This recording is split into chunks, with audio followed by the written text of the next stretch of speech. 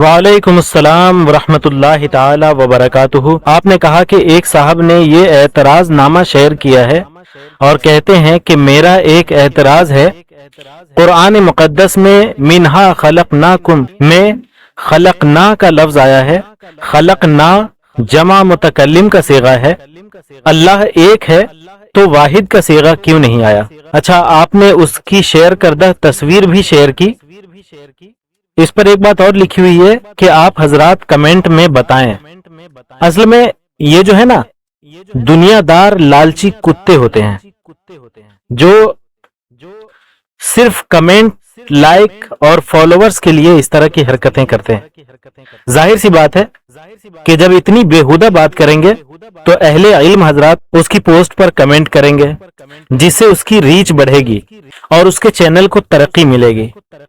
یہ ایک انتہائی گھٹیا اور بیہودہ اور بیکار طریقہ ہے، ٹھیک ہے نا؟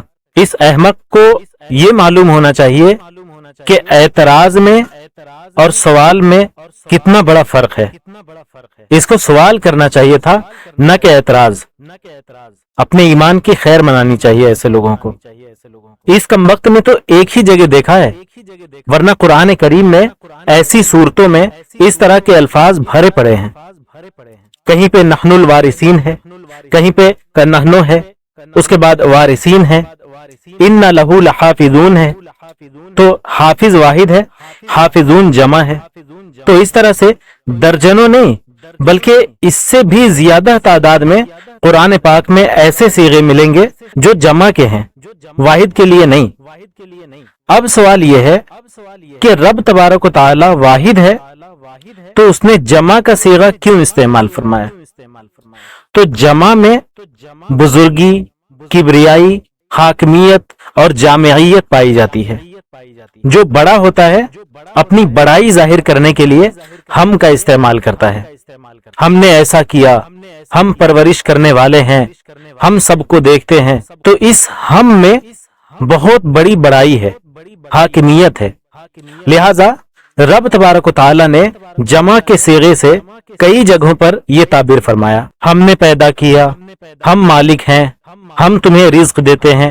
ساتھ ساتھ ایسی جگہ پر اگر میں کا لفظ بولا جائے کہ میں ایسا کرتا ہوں، میں حاکم ہوں، میں مالک ہوں، تو یہ محل اور جگہ کے اعتبار سے غیر مناسب ہوتا ہے، نامناسب ہوتا ہے۔ بہت ساری جگہوں پر انا کا صیغہ بھی ہے۔ رب تبارک و تعالی فرماتا ہے جیسے وما خلقت الجن والانس الا لیعبدون، کہ میں نے انسان اور جنات کو نہیں پیدا کیا مگر اس لیے کہ وہ میری عبادت کریں۔ تو اصل میں یہ لیعبدونی، تو نون پر کسرہ ہو گیا، یہ وہاں سے حذف کر دیا گیا، تو یہاں واحد متکلم کا ساتھ ساتھ پہلا صیغہ جو ہے وما خلقت الجن، خلقت، یہ بھی واحد متکلم کا ہے۔ تو اس طرح کی بھی باتیں ہیں۔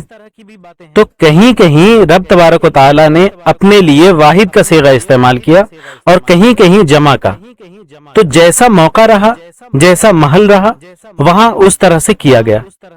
اس جاہل کو پوچھا جائے کہ اگر یہ عیب ہے، ایسا نہیں ہونا چاہیے، تو سب سے زیادہ تو اس پر اعتراض اہل عرب کو ہونا چاہیے، جن کی زبان میں یہ قرآن اترا تھا، قرآن نازل ہوا تھا، اور اس وقت کے جو زبان کے ماہرین تھے بڑے قابل تھے، پوری دنیا میں ان کی زبان دانی کی دھاک تھی، اسی لیے ان کو عرب کہا جاتا تھا، یعنی زبان والے، اہل لسان، اور بقیہ پوری دنیا کو عجم کہا جاتا تھا، یعنی گونگا۔ تو ان کا کہنا تھا کہ بس بولنے والے تو ہم ہی ہیں، باقی پوری دنیا گونگی ہے۔ تو ان کے زمانے میں جو قرآن نازل ہوا تھا تو وہاں اس طرح کی باتیں ہوتی، یہ حق تو ان کو پہنچتا تھا نا، تمام کے تمام گرامر، تمام کے تمام باریکیاں، ساری خوبیاں اس زبان کی جو تھیں وہ سمجھ رہے تھے، ان کو اعتراض کرنا چاہیے۔ بلکہ ایک موقع پر تو جو قرآن نے انہیں چیلنج کیا، فَأْتُوا بِسُورَةٍ مِّن مِّثْلِهِ، کہ تو اس جیسی ایک صورت لے آؤ، تو نہیں بنا سکے، نہیں کر سکے۔ تو وہ لوگ تو دن رات قرآن کو جھٹلانے کے پیچھے پڑے رہتے تھے۔ ان کو تو اور زیادہ اس میں عیب دکھائی دینا چاہیے تھا کہ دیکھو یہاں رب تعالیٰ نے جب اپنے آپ کو واحد کہا قل هو اللہ احد، تو پھر اس کے لیے اس نے جمع متکلم کا صیغہ کیوں استعمال کیا؟ یہ اعتراض تو ان کو کرنے کا حق بنتا تھا۔ آج کا وہ بھی بھارت کا رہنے والا جس نے عربی گرامر کچھ پڑھا ہی نہیں، اگر اس کو دے دیا جائے تو ٹھیک سے مرزا اسد اللہ خان غالب کی اردو نہ سمجھ سکے، میر کی اور اعلی حضرت کی اردو نہ سمجھ سکے، وہ اس طرح کی بات کرتا ہے۔ اس کو اس طرح سوچنے اور بولنے کی تو کوئی اس کی حیثیت ہی نہیں بنتی ہے۔ خیر، جو باتیں تھی میں نے اچھی طرح آپ کے سامنے رکھنے کی کوشش کی، پھر بھی اگر کچھ رہ گیا ہو تو آپ دوبارہ پوچھ لیجئے گا، میں انشاءاللہ عز و جل اور اچھے سے عرض کرنے کی کوشش کروں گا۔ السلام علیکم ورحمۃ اللہ وبرکاتہ۔